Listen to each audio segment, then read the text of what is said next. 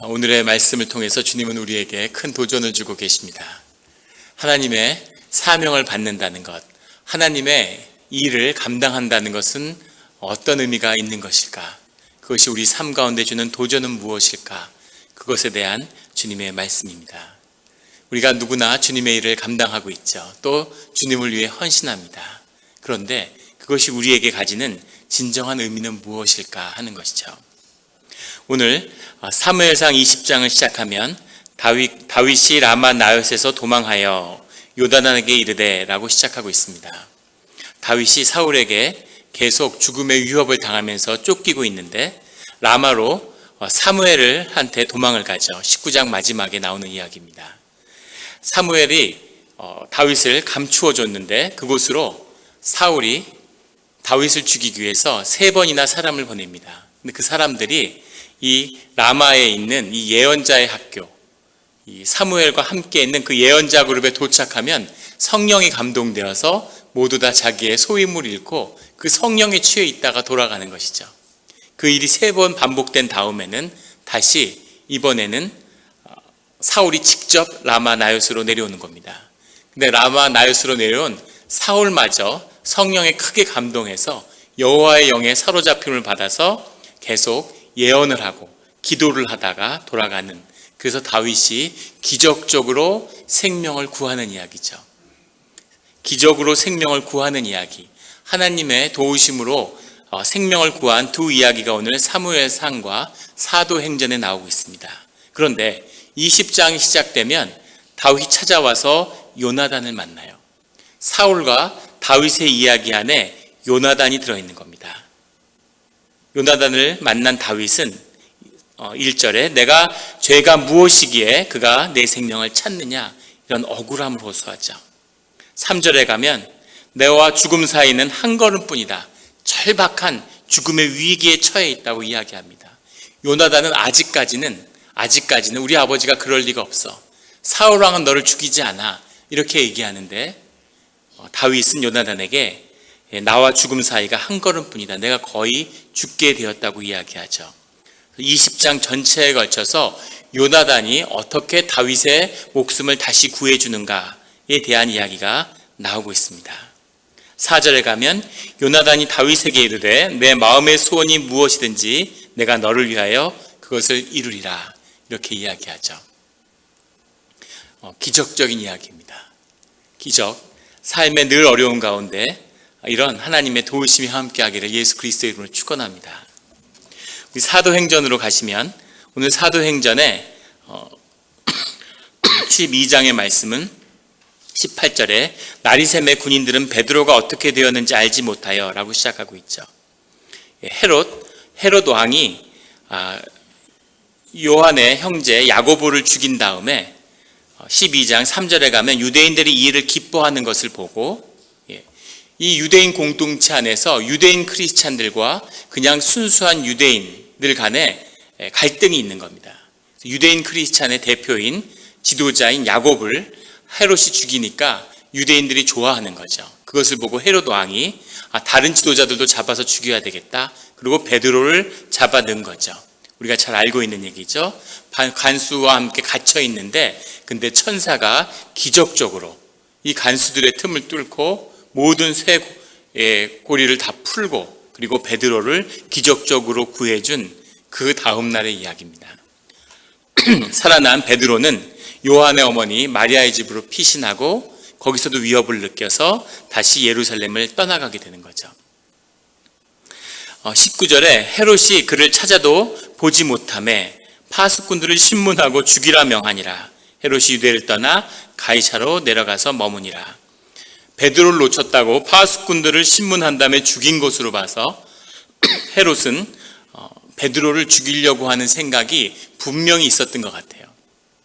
이 헤롯은 우리가 알고 있는 헤롯 가문의 3대 왕 헤롯 아그리빠죠.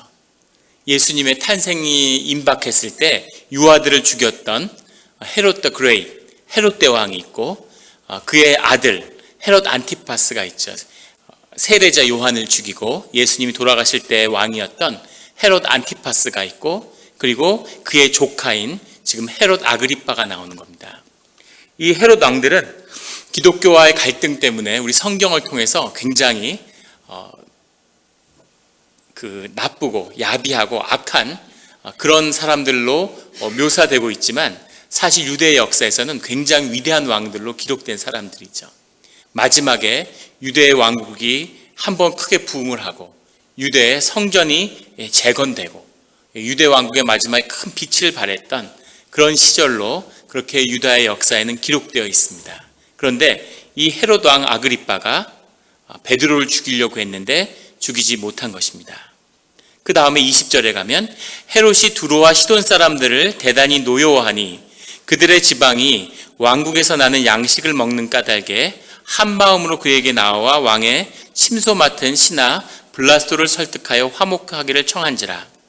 헤롯이 그 당시에 유다에 총독이 있었던 가이사라로 내려갔습니다. 그 가이사라로 내려갔는데 거기에서 큰 행사가 있기 때문이었죠. 그런데 두로와 시돈 사람들이 그곳에 와 있는 거죠. 두로와 시돈 사람들은 유다 왕국에서 식량을 수입해다 먹었는데 유다 왕국에 큰 기근이 들었기 때문에 그 기근으로 인해서 두로와 시돈에게 식량을 주지 않는 겁니다. 그러니까 두로와 시돈 사람들이 와서 식량을 달라고, 그리고 어떻게든 식량을 얻어가기 위해서 헤롯의 마음을 사기 위해서 그 대표단들이 이 가이사라에 몰려든 거죠. 이 사람들이 막 헤롯 왕을 높이는 거예요. 갖은 아부를 하고 이렇게 추앙하고 숭배하는, 왜냐하면 헤롯 왕의 마음을 사야 하기 때문인 거죠. 그런 상황입니다. 21절에 헤롯이 나를 택하여, 이때가 AD 44년인데 이 나를 택하여, 이 날이 무슨 날이었냐면 로마 황제 클라우디오라는 황제, 우리가 잘 아는 칼리큘라, 역사상 가장 두 번째로 나쁜 황제였던 로마 시대에서 칼리큘라 황제의 다음 황제고, 그 다음이 우리가 또 제일 악한 황제로 아는 로마의 불을 지른 네로 황제죠. 그 사이에 끼어 있는데 기독교를 박해한 것으로 이름나 있는 나사렛 칙령을 발표하기도 했던 클라우디오 황제입니다. 그 황제가 영국을 정복하고 돌아와서 개선 행사를 하는데 그 개선 행사를 전국적으로 열고 있는 거예요. 그 전국적으로 열리는 개선 행사에 헤롯이 유다 왕국을 대표해서 그 모임에 나와서 연설을 하는 겁니다. 이 연설을 하는데 왕복을 입고 단상에 앉아 백성에게 연설하니 이 왕복을 은으로 만들었다고 합니다. 이 일이 이렇게 자세히 알 수 있는 것은 이 성경의 기록과 동시에 요세푸스라고 하는 사람이 유대 고대사 주이시 안티쿠티스라는 책을 쓴 요세푸스의 기록에 똑같이 더 자세히 기록되어 있기 때문입니다. 요세푸스는 유다 왕국이 로마에게 대항해서 멸망했던 마지막 세 번의 더 그레이트 리볼트라고 하는 세 번의 반란 중에 첫 번째 반란을 주도했던 장군이었죠. 근데 동족들이 다 죽고 살아남은 몇 안 되는 사람 중에 하나였습니다. 그런데 그가 놀랍게도 로마에 투항해서 로마의 귀족이 되고 장군이 되고 마지막 3차 봉기 때 예루살렘을 점령할 때 로마 장군 티투스의 참모로 예루살렘 공략의 그 장군으로 오죠. 참 개인적으로 드라마틱한 삶을 살았던 사람입니다. 그런데 놀랍게도 유다 왕국이 완전히 멸망한 다음에 이 유다의 모든 역사를 유대 고대사에 기록했어요. 그래서 유다의 정신과 유다의 모든 기록들이 이 요세푸스를 통해서 살아남게 됩니다. 하나님의 역사는 섭리는 참 놀랍죠. 이 요세푸스가 자신의 유대 고대사에 이 모든 사건들을 기록했을 뿐 아니라 예수 그리스도의 죽음과 부활에 대해서도 자세히 기록을 남겼죠. 그는 그리스도를 몰랐기 때문에 사람들이 그리스도라 칭하는 이 부활한 자를 우리가 사람이라고 부를 수 있을까라고 역사에다가 기록했습니다. 그 요세푸스죠. 요세푸스가 이 똑같은 사건을 성경과 함께 병렬로 기록함으로써 이 사실들이 역사적 사실들, 이 사도행전의 사건들이 다 역사적으로 있었다고 하는 것을 증명하고 있는 거죠. 그런데 요세푸스는 이 똑같은 사건을 어떻게 기록했냐면 이 헤롯이 은으로 된 옷을 입고 등단했기 때문에 그 은박을 박은 그 옷이 석양에 비치면서 몸에 빛이 났다는 거죠. 번쩍번쩍 빛이 났다는 겁니다.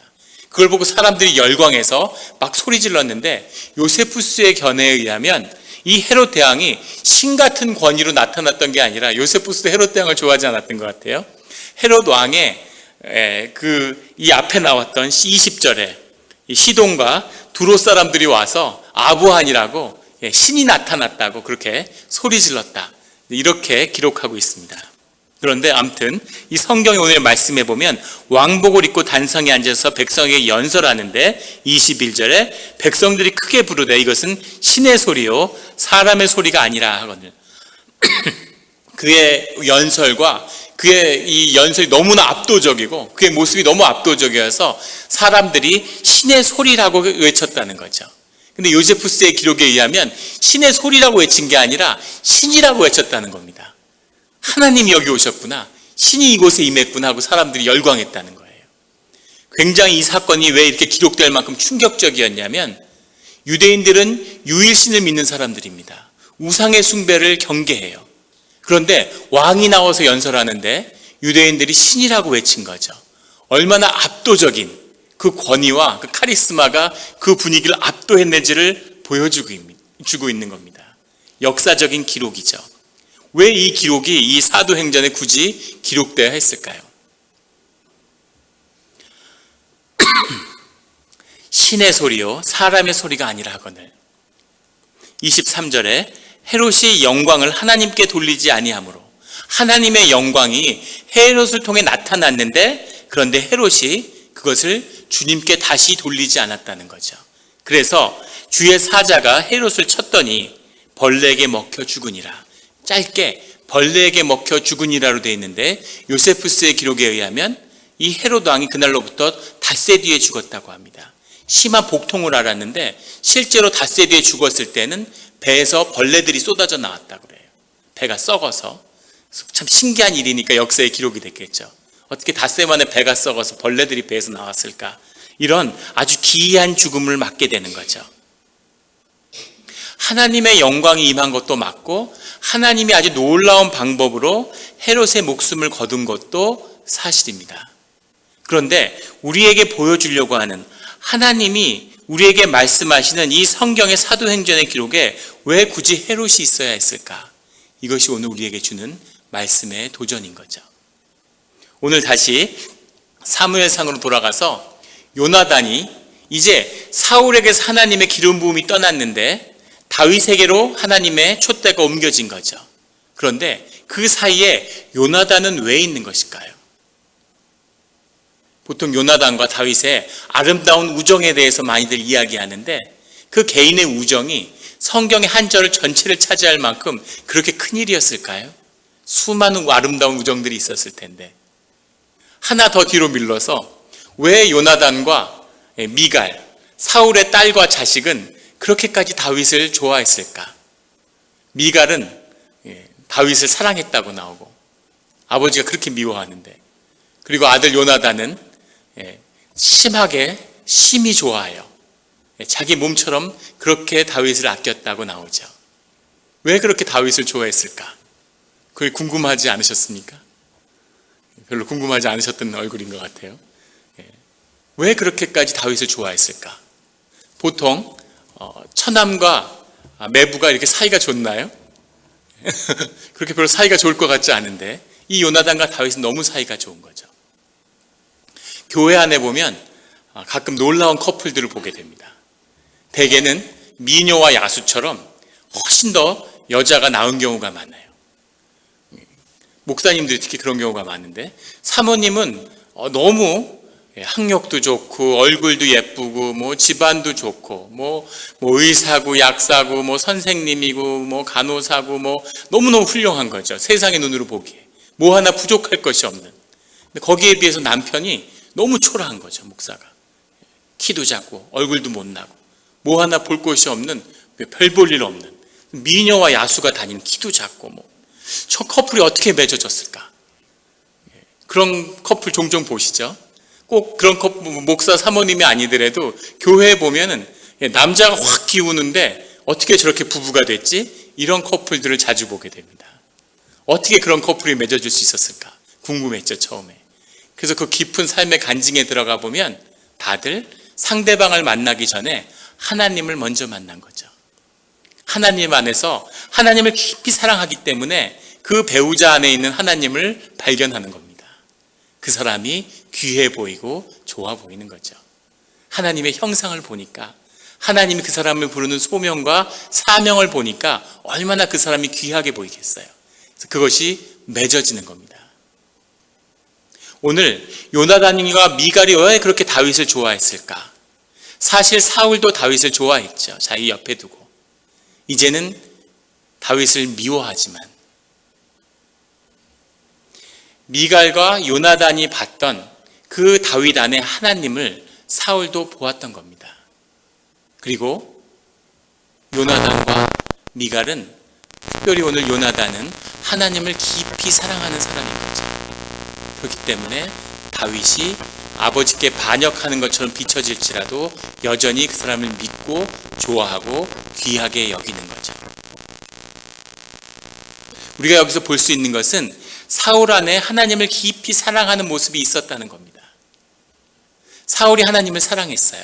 하나님이 기름 붓고 하나님의 능력이 임하고 하나님이 역사하시는 큰 사역의 중심에 있었습니다.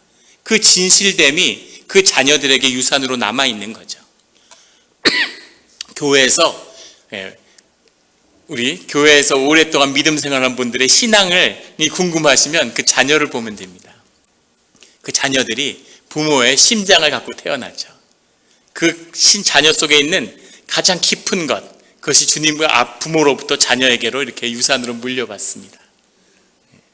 부모가 어떤 모습을 보여도 그 마음속에 깊은 진실이 무엇이었는지를 자식이 담고 있죠. 그래서 부모를 보면 이제 신앙생활 저렇게밖에 못해? 이렇게 보여도 그 자녀의 귀한 신앙을 보면 이것이 저분의 진실이었구나, 이것이 저분이 하나님을 만난 그 중심이구나 하는 것을 보게 되는 겁니다. 요나단은 그런 아들이죠. 그런데 왜 주님은 사울로부터 또 촛대를 옮긴 다음에 다윗이 왕으로 역사의 전면에 들어서기까지 20년이라는 세월을 기다리신 겁니다. 왜 그러셔야 했을까요? 왜 그러셨을까? 주님이 기름 부으셨는데 그냥 사울을 헤롯처럼 닷새만 해도 데려가시는데, 닷새만에 배에서 벌레가 쏟아져 나오게 그렇게도 데려가시는 분이 왜 사울은 20년을 기다리셨을까 하는 거죠.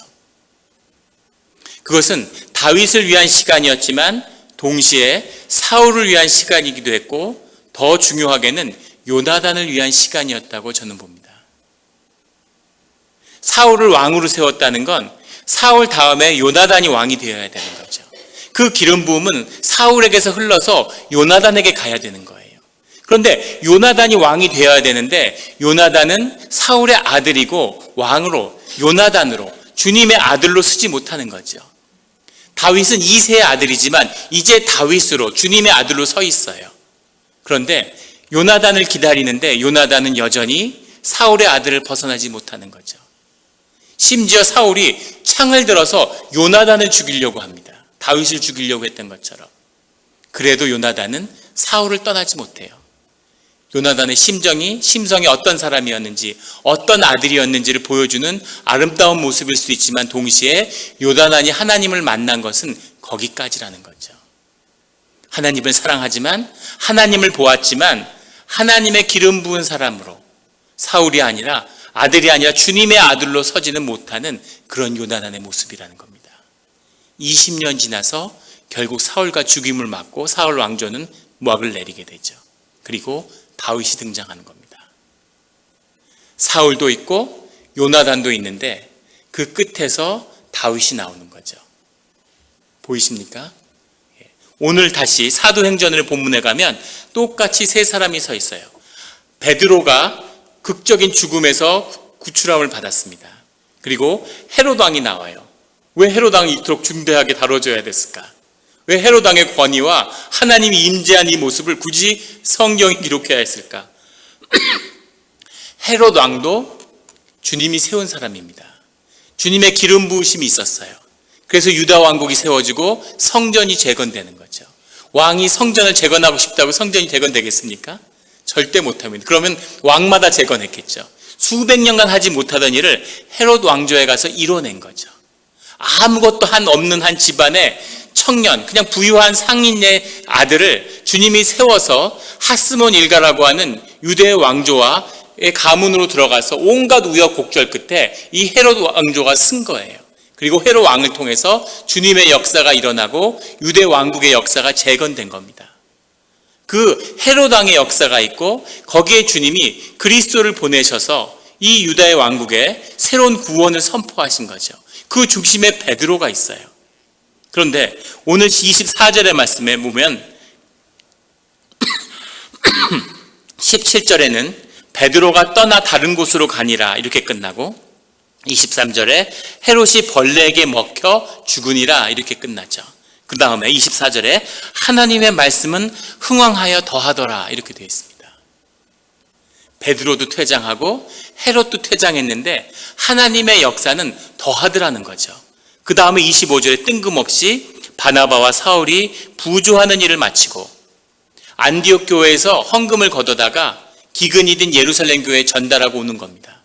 이것은 AD 46년에 있었던 일이에요. 앞에 헤롯이 죽었던 건 AD 44년에 있었던 일입니다. 2년을 바로 한 줄로 건너뛰었어요. 자, 우리 모두 다 손을 들어서 한번 하늘로 들겠습니다. 깍지를 끼시고 공중을 향해서 자, 박수 한번 크게 쳐볼까요? 자, 모두 손을 머리에 얹겠습니다. 자, 따라하겠습니다. 예수 그리스도의 이름으로 명하노니 졸음의 영은 물러갈지어다. 그리고 옆 사람을 잠깐 다 흔들어 깨우시겠습니다. 볼을 손을 비비시고 다시 볼에 대시고 6개월이 됐는데 오늘 특히 졸음의 영의 공격이 심하군요. 영을 쫓으며 우리 말씀을 더 나눠보도록 하겠습니다. 오늘 아주 깊은 뜻이 들어있는데 대적의 공격이 이렇게 심한 건가요? 25절에 바나바와 사울이 역사의 전면에 등장하게 되죠. 특별히 사울입니다. 바울이죠. 베드로가 죽음을 면했어요. 10절에 가면은 고넬료를 만나는, 우리가 지난주에 만나는 이방인들을 만나는 극적인 사건을 경험하게 됩니다. 그런데 11절에 가면 예루살렘 교회에서 그 얘기를 하니까 엄청난 핍박을 당하죠. 유대인 크리스찬들, 아직까지 기독교라고 하는 것이, 크리스티아니티라는 것이 주이시의 이 믿음에서 분리되지 않은 상태입니다. 예수님을 영접하려면 유대인이 먼저 되고 예수님을 영접해야 되는 거예요. 그렇게 유대인들이 주장하고 있는 거죠. 그런 유대인들이 예루살렘 교회를 꽉 잡고 있는 겁니다. 거기에 지도자는 베드로가 아니라 야고보예요. 요한의 동생 형제 야고보가 아니라 예수님의 동생 야고보입니다. 예수님의 형제. 예수님의 형제 야고보는 아주 특이한 사람인데 히브리서의 저자죠.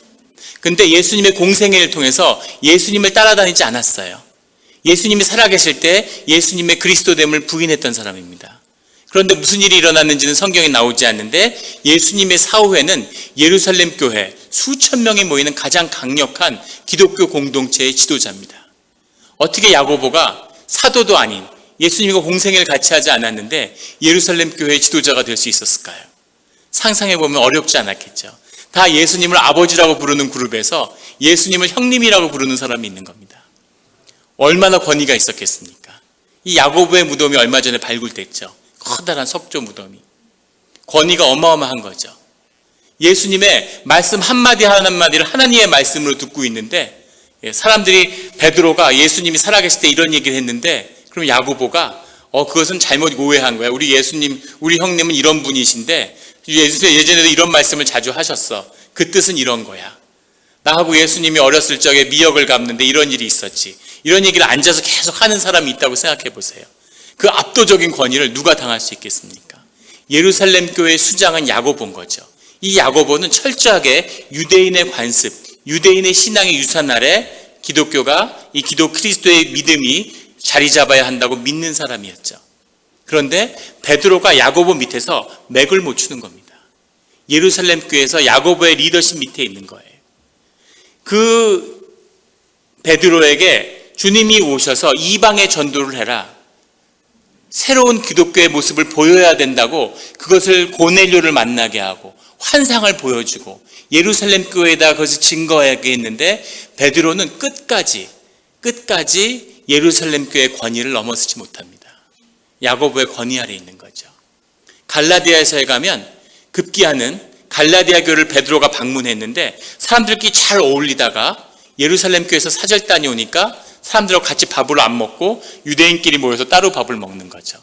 그러니까 이 바울이 화가 나가지고 이 게바야 네가 언제부터 그렇게 신실한 유대인이었냐 이러고 베드로를 막 꾸짖는 거예요. 베드로가 12 제자 중에서 가장 우두머리였죠.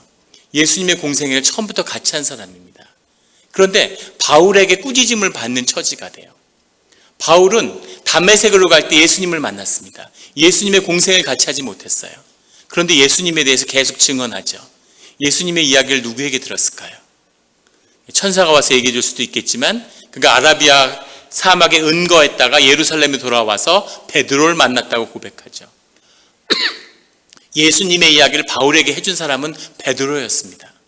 그러니까 베드로가 그런 사도적 권위가 있는 거죠. 영적인 스승인 거죠. 그런데 바울한테 꾸짖음을 당하는 거예요. 오늘 베드로가 기적적으로 주님의 구함을 받았죠. 그런데 베드로는 이제 이 선교를 하는 하나님의 세계를 구원하는 그 복음의 역사에서 퇴장하는 겁니다.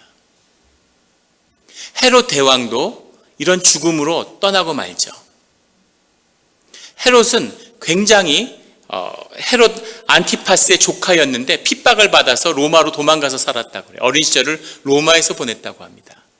유대인들이 당시 로마 제국 인구의 10%였다는 거예요. 유대교의 영향력이 막강했던 거죠. 황제가 직접 예루살렘을 진압하러 오고 왜 이렇게까지 예루살렘이 큰 걸림돌이 됐을까? 왜 다른 나라는 다 공격하면서 성전을 놔뒀는데 예루살렘 성전만 철저히 다 파괴했을까? 제사장 직분을 다 없앴을까? 유대인에 대한 공포가 그만큼 컸던 거죠.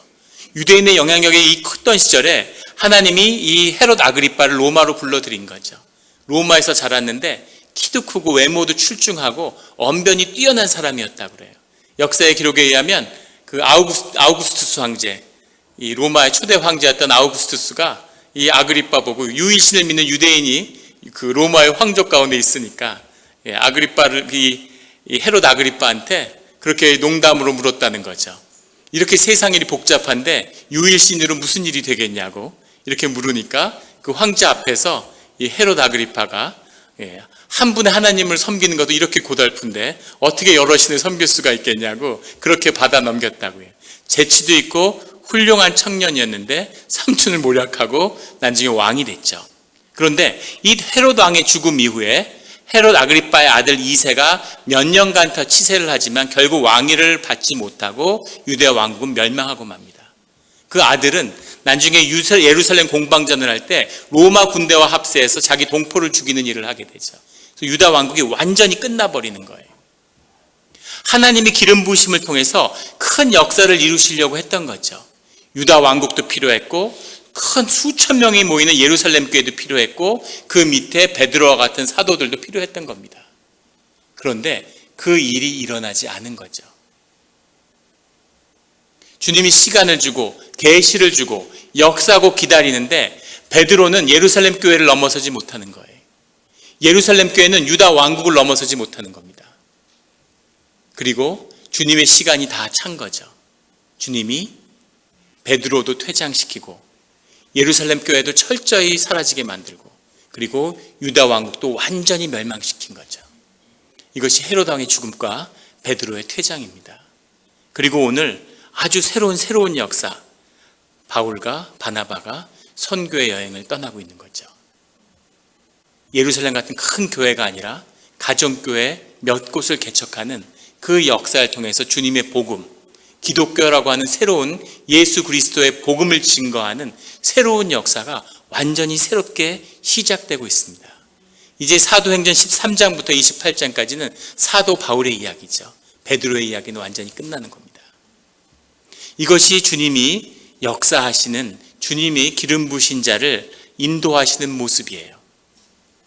주님이 축복하시고 주님이 기회를 주시고 시간을 주시고 기다리는 겁니다. 그 뜻이 온전히 이루어질 때까지 계속 도우시는 거죠. 그런데 요나단은 사울의 그늘을 벗어나지 못하고 베드로는 야고보의 그늘을 벗어나지 못하는 거죠. 우리 모두는 과거에 갇혀 있습니다. 뇌과학자들은 그것을 경로우전성이라고 하죠. 맨날 하던 일을 하는 거예요. 맨날 다니던 길로 다닙니다. 몬트레이에 40년을 살았는데 매일 똑같은 길로 다니고 새로운 길로 가면 불편한 거예요. 뇌가 그 길로 가면 편안하게 이미 경로가 정해져 있는 거죠. 시냅시스가 딱 연결되어 있어서 가던 길로 가야 마음 편하지, 안 가던 길로 가면 마음이 불편한 거예요. 몸이 안 좋은 겁니다. 머리도 안 좋고. 이게 인간이죠. 이걸 뇌과학자들은 바보의 벽이라고 부릅니다. 인간이 벽을 만들고 벽을 만들어서 그 벽으로 우리의 삶을 차단하고 있다는 거죠. 바보로 만든다는 거예요. 어떻게 그걸 넘어설 수 있을까요? 사람이 어떻게 경로 의존성을 넘어설 수 있을까요? 어떻게 신경회로를 극복할 수 있을까요? 그것이 바로 하나님의 임재와 하나님을 경험하는 길이죠. 한국 교회가 썩고 병들고 무너져 가고 있습니다. 하루아침에 주님이 망하게 할 수도 있을 텐데 주님이 기다리시는 거죠. 주님이 왜 시간을 두고 기다리실까요? 그 안에는 하나님이 함께했던 진실한 기억들이 있기 때문에 그렇죠. 아직 부흥의 세대가 살아있기 때문입니다. 부흥의 세대는 이제 80대, 90대가 되었어요. 다 주님 곁으로 하나님이 불러가고 계시죠. 하나님을 정말 사랑했고 하나님한테 헌신하고 그 삶을 하나님과 함께했던 그 부흥의 세대가 지나가고 있는데 다음 세대는 아직 일어나지 않는 거죠. 그 부흥의 밑에서 자라났던 세대들은 그 앞 세대를 넘어서지 못하는 겁니다. 아버지의 하나님, 할아버지의 하나님을 넘어서지 못하는 거죠. 그래도 주님은 기다리시는 겁니다. 그 아름다웠던, 그 진실했던 고백이 그 안에 아직 남아있기 때문에 하나님은 시간을 주시는 거죠. 이것이 오늘 우리 교회의 모습입니다. 그런데 주님이 언제까지나 기다리시지는 않는다는 거죠. 주님의 때가 차면 주님의 새로운 일을 이루기 위해서 새로운 역사가 일어나야 된다는 겁니다. 하나님이 그토록 사랑하고 기름 부었던 유다 왕국도, 예루살렘 왕국도, 사울의 왕조도 때가 되면 다 무너져야 한다는 거죠. 이것이 주님의 일을 하는 우리의 모습입니다. 헤롯이 왕의 신과 같은 권위가 부어졌어요. 그런데 그 영광을 주님께 돌리지 않고 자신이 도둑질한 거죠. 하나님의 영광을, 하나님의 능력과 영광과 기름 부음은 하나님의 일을 이루라고 하는 하나님의 소명과 도구입니다. 근데 그것을 자기가 그냥 먹는 거죠. 이것을 경험하고 이것을 본 자는 이거보다 귀한 것은 없을 겁니다. 근데 이것은 오직 하나님께 속해야 되는 거예요. 귀한 것이기 때문에 하나님이 독차지하는 게 아니라 사람이 가질 수 없는 것입니다. 잠시 인간의 위에 머물다가 떠나는 것이죠. 그런데 이것을 먹으면 죽는 거예요. 하나님을 섬기는 자들이 기억해야 하는 겁니다. 특히 예배자들은 이것을 기억해야 하죠. 많은 목회자들이 박수를 받고 큰 기대를 받고 하나님의 기름 부음으로 사역을 시작했다가 육체의 일로 끝맺고 세상의 조롱을 받고 하나님의 영광을 가리는 것으로 그 끝을 맺는 경우가 많습니다. 많은 교회가 그 뜨거운 마음으로 하나님 한 분만을 섬기려는 마음으로 우리 영락교회 첫 예배를 야외 공원에서 드렸던 그 이하의 말씀을 제가 여러 차례 드렸어요. 하나님만을 사랑하지 않았다면 일어날 수 없는 일이겠죠. 공원에서 처음 예배를 드릴 때 그 마음은 어땠을까? 하나님만을 사랑하기 때문에 예배가 시작됐는데 그날 예배 드리고 아이고 이제는 이렇게 못 모이겠다고 흩어질 수도 있겠지만 그것이 교회가 돼서 35년이 지나고 오늘 예배당에서 아직도 우리가 예배를 드리고 있는 거죠. 영락교회 이름으로 주님이 기름 부으심과 함께 하심이 있었던 겁니다. 이것을 주님의 온전한 뜻으로 주님의 일로 이루어야 하는 거죠. 예전엔 이렇게 해왔는데 이제 그런 말은 다 잊어버리십시오. 제가 제일 개인적으로 듣기 싫어하는 말이기도 하지만 교회 가운데 가장 쉽게 들리는 말이죠. 이렇게 해왔는데 그런데 이렇게 해왔는데 그 위에 하나님이 새로운 역사를 더하시는 거죠.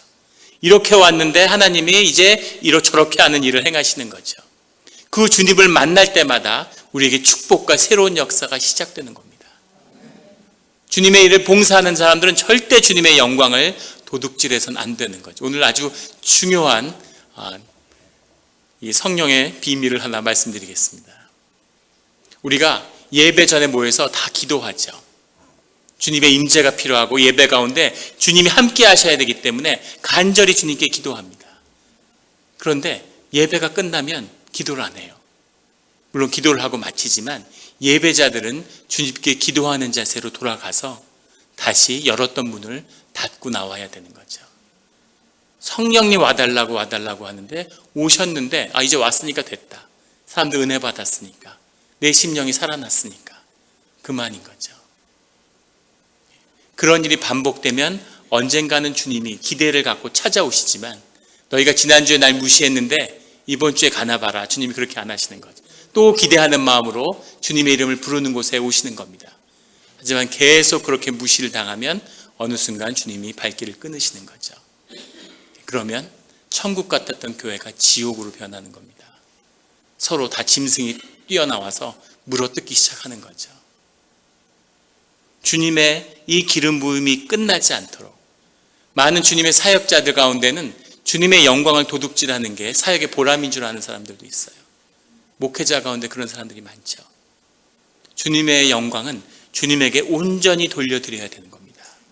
그것이 주님의 기름 부음이, 주님의 역사하심이 끝나지 않는 작은 종지라도 그 주님이 부으시는 그 기름이 마르지 않는 그 축복이 우리 교회와 우리 삶과 우리 가정 가운데 함께하는 것이죠. 우리가 주님의 일로 부름받았고 주님의 이름으로 살아왔습니다. 그 가운데 성령님이 함께 하셨죠.